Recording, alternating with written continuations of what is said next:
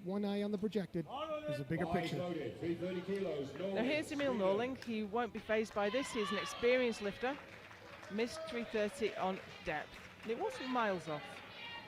No, it was very, very close. Again, just like Clement, he does not have to completely change his squat. Just a stitch lower should do.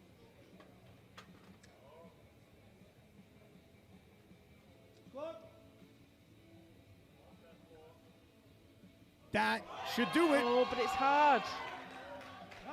That's a tough lift. And it's the same thing with Corentin, where he hit depth, but it was more work you would have expected from opening weight. Same with Emil, hits depth, but that was opening weight, and that was a struggle. Openers don't move like that.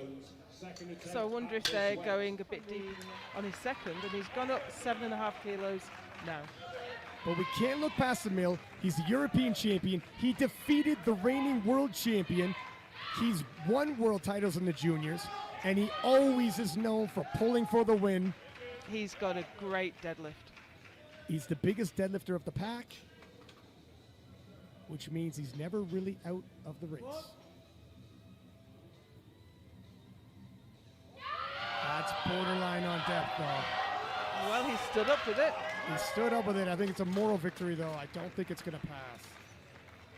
21, it's a good lift. Well, what do I know? The judge, in my defense, the judge on my side said it didn't pass either, and I had the same view as her, so we're on the same page. Next weight on the bar is 290. As you always say, Ryan, hips don't sit level. That's right. It looked a little bit high from this side. He got one red light from this side. Now here is Emil Norling, 197.5 on the bar, right up against his current best of 200. Yeah, and 190 we both thought was work. If he fails a 7.5 increase, we're starting to get into a little bit of trouble.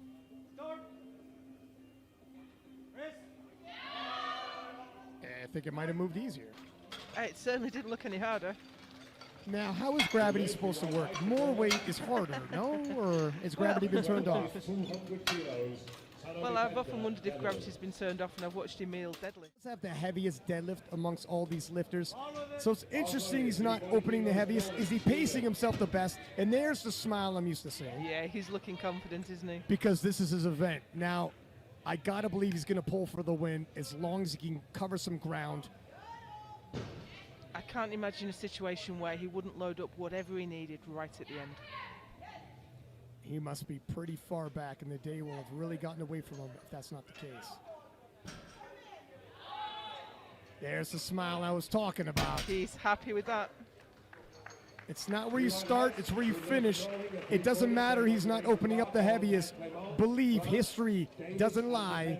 He has the biggest deadlift we've seen out of all these men. Here comes Emil. He smells blood. He looks confident, doesn't he? Is he going to do it again? This will take him into first place in deadlift and first place overall. When the biggest deadlifter of the pack pulls himself into first place by the second, the battle turns into a hunt. Uh-oh. There we go. Uh-oh. He knows it. He knows shouts it. defiance at the crowd. He is in the lead. And he's got another 10 kilo in him, and he's already in first place. Shades of how Chance Mitchell won the 93s. This is more than Norling's done in the past. He's done 375. Can the Miracle Man do it again? One more miracle. I wouldn't bet against him, but this is a big pull. He's never been able to do this before. For deadlift gold, for overall gold, for the world title, Emil Norling of Sweden. Is there going to be one more miracle tonight? Everybody's on their feet again.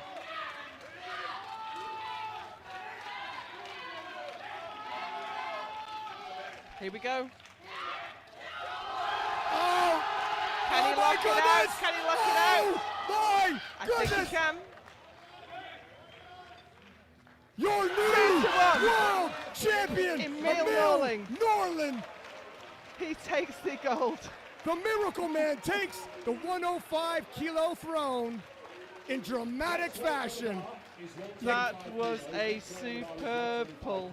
How many final pull wins does this man have in his pocket? So if we can just get a look at the standings right now.